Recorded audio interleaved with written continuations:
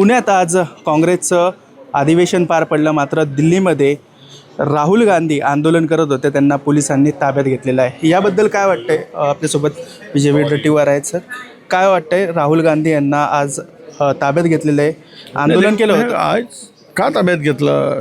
राहुलजींना हे सरकार घाबरतं. या सरकारला राहुलजींची भीती वाटते. कारण राहुल गांधी आणि काँग्रेस हे आम्ही संविधानावर आणि लोकशाहीवर विश्वास ठेवून काम करणार आहोत. मग लोकशाही मार्गाने हक्क मागताना, अधिकार मागताना केलेल्या आंदोलनाची भीती भाजपाला का वाटावी? याचं कारण असं आहे की राहुलजींच्या ज्यासाठी हा मोर्चा होता, या देशातील मतांची चोरी करून हे सरकार स्थापित करतात. यामध्ये भारतीय जनता पक्षाचा सहभाग आहे आणि त्यांच्यामुळे हे निवडणूक आयोग मताची चोरी करून सरकार बनवण्यासाठी सहकार्य करत आहेत, हे स्पष्ट झालेलं आहे. आणि यामुळे भारतीय जनता पक्ष घाबरली आहे, त्यांच्या पायाखालची वाळू सरकली आहे. आणि राहुल गांधी नावाच्या नेतृत्वामुळे आणि या नेत्यामुळे भाजपाला आता अंधारी यायला लागली, त्यांच्या डोळ्यासमोर काजवे चमकायला लागले. जे आता देशाने हा विषय उचलून धरला आहे आणि बेईमानी केल्याचं सिद्ध झालेलं आहे, चोरी केल्याचं सिद्ध झालेलं आहे, मतदार याद्यामध्ये हेरफेरी करायचं सिद्ध झालेलं आहे. त्यामुळे घाबरून राहुलजींना अटक करण्याचं काम केलं आहे. 10 दिवसात ॲफिडेव्हिट सादर करण्याचा निवडणूक आयोगाने आदेश दिलेले आहेत राहुल गांधी यांना.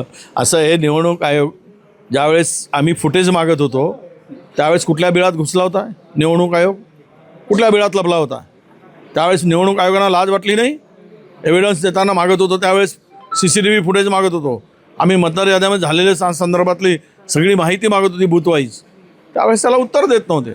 आता तर आम्ही एव्हिडन्स दिले आहेत, पुरावे दिले आहेत आणि ते जगजाहीर झाले आहेत. जे पुरावे राहुलजींनी ज्या प्रसारमाध्यमापुढे आणलीत त्यावेळेस 14 कोटी लोकांनी ते बघितलं आहे. त्यांच्या नावासकट दिली, घरासकट दिलीत, कशा पद्धतीने केला आहे ते एव्हिडन्स दरावर चौकशी करावी. माध्यमांच्या मार्फत लोकांसमोर ठेवण्यात आलेले आहेत, पण सरकार म्हणतंय निवडणूक याच्या पूर्वीच पत्र दिलं आम्ही निवडणूक आयोगांना की अशी झालेली आहे. आमचं लेखी स्वरूपातलं पत्र आहे, आम्ही रायटिंगमध्ये त्यांच्याकडे तक्रार केलेली आहे. निवडणूक आयोग कशाला पडद्यामागे लपतोय? पूर्वी आम्ही माहिती मागितलं बिळात लपलं होतं, आता पडद्यामागे लपतोय भाजपच्या. हे सगळं जे चाललेलं आहे हे लपवण्यासाठी झालेलं आहे. त्याचे पुरावे आम्ही निवडणूक आयोगाकडे देणार. या प्रेसच्या माध्यमातून म्हणजे जे राहुल गांधी यांनी जी कॉन्फरन्स घेतली होती त्यामधनं अनेक पुरावे दाखवले.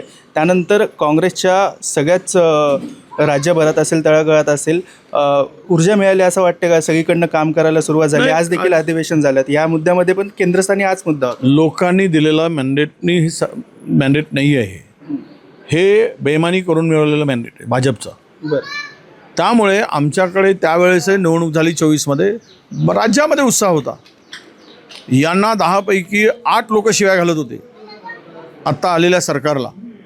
सगळे सर्वे विरोधात होते. मग अशी काय जादू झाली की यांनी इतक्या मोठ्या प्रमाणात मतं मिळवलीत आणि सत्ता स्थापन केली, 240 जागा मिळवल्यात? हे सगळं जे दिसतंय, लोकसभेमध्ये मिळालेल्या आम्हाला जागा 31 जागा, त्यावेळेस घाबरून गेले होते आणि लगेच यांनी बेईमानी करणं सुरू केलं, मतं वाढवण्याचं, मताची चोरी करणं सुरू केलं, बोगस मतदान हे सुरू केलं आणि यश मिळवलेत. त्यामुळं महाराष्ट्रामध्ये कुठल्याही ठिकाणी यांचा सत्कार झाला नाही, सन्मान झाला नाही, जल्लोष नव्हता, कारण लोकांनी निवडून दिलेलंच नव्हतं. बेईमानी करून मिळवलेली सत्ता होती. त्यामुळं आमचा उत्साह आहे तोच आहे आणि हे मतचोरी झाल्यामुळे लोकांमध्ये आक्रोश आहे.